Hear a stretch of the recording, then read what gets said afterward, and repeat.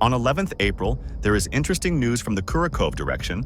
Russian commanders deployed 3 separate waves of armor over a 4-hour period on 10th April, losing approximately 17 vehicles and 40 personnel while failing to advance beyond the first Ukrainian minefield. Here, the Russians broke the stalemate and conducted a massive surprise assault to break through the Ukrainian defense line. Despite the previous less intense tempo of fighting in the area, Ukrainian troops were well prepared for any scenario and dealt a deadly blow to the enemy armored column.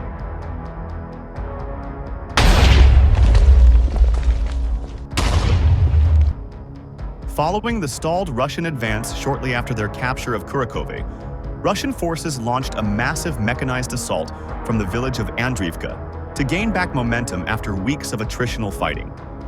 With the talk of a possible ceasefire or negotiated freeze of the front line, this offensive was particularly significant for Russian commanders, who are under immense pressure from Russian high command to seize as much territory as possible while they still can.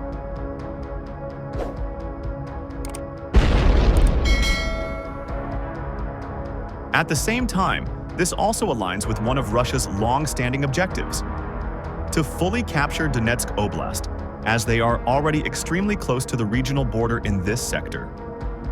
The plan was to punch through Ukrainian lines by launching a large-scale, surprise mechanized assault through Andriivka and toward Oleksivka. Russian commanders believed that a sudden, overwhelming show of force would catch Ukrainian defenders off guard and trigger a mass withdrawal.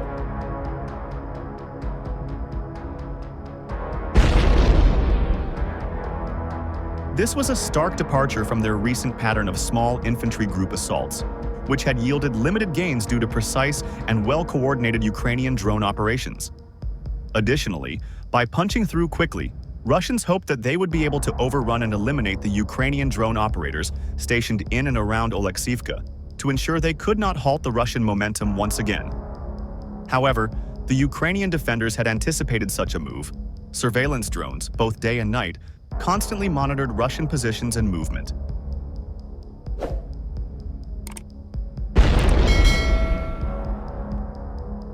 Despite the decline in Russian mechanized assaults due to past losses, Ukrainian forces continued to extensively mine potential Russian attack routes and establish strong new defenses in the area, while also fortifying existing positions.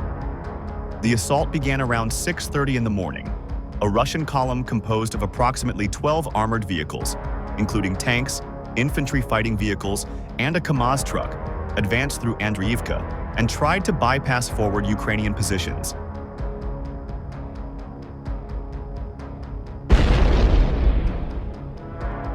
However, due to the extensive drone reconnaissance, they were already spotted on the approaches, allowing Ukrainians to prepare to open fire. Once the column exited the village, they drove right into a Ukrainian minefield, immobilizing the lead tank and halting the convoy. Ukrainian artillery and drone operators immediately unleashed a precise barrage. Cluster munitions covered the area, striking infantry attempting to dismount and flee the blocked-in vehicles, while drones dropped grenades directly into crew compartments and dugouts.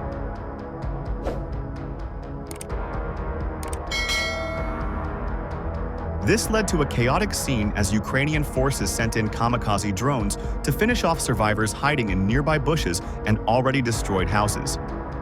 Within 30 minutes, the entire first wave had been shattered, with 7 vehicles destroyed and 5 more damaged, and with around 40 Russian soldiers either killed or wounded.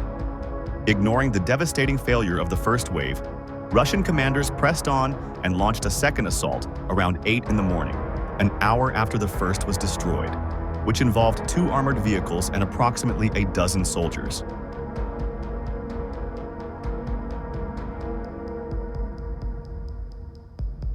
Ukrainian forces were fully prepared, and once the enemy entered the kill zone, they were immediately struck with precision fire and destroyed, as the accompanying infantry was left exposed and quickly neutralized. The third wave came around 10 in the morning, consisting of 3 armored vehicles that were engaged by Ukrainian drones on the western outskirts of Andriivka and promptly eliminated.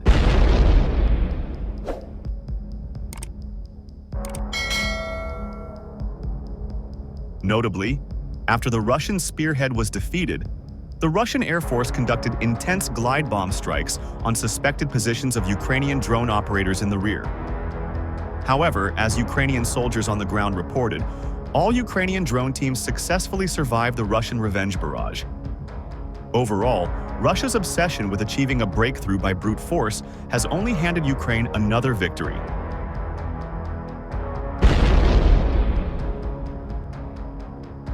Despite suffering countless losses from similar armored column attacks throughout the war, Russian commanders continue to believe that sheer weight could crack Ukrainian defenses, demonstrating once again their inability to adequately adapt to the modern battlefield. Instead, this assault offered a textbook example of how not to conduct mechanized warfare against a modern, well-prepared opponent, as the Ukrainians decimated the first and largest wave already in under 30 minutes.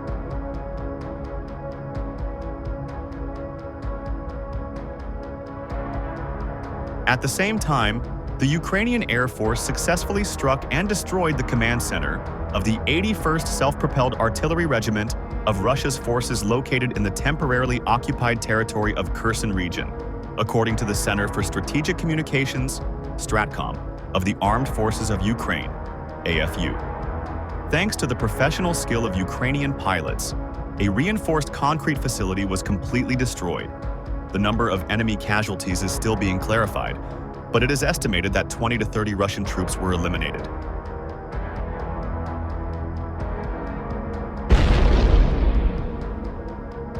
This strike has significantly weakened the enemy's ability to conduct combat operations in the region, the statement reads. The pilots of Ukraine's Air Force will continue to deliver devastating blows to the enemy until they leave Ukraine's sovereign territory. In addition, on April 10th, the Ukrainian Air Force conducted a precision strike on a Russian military warehouse complex in the village of Ozerki, located in Russia's Kursk region. The facility was reportedly being actively used by Russian forces to support operations near the Ukrainian border.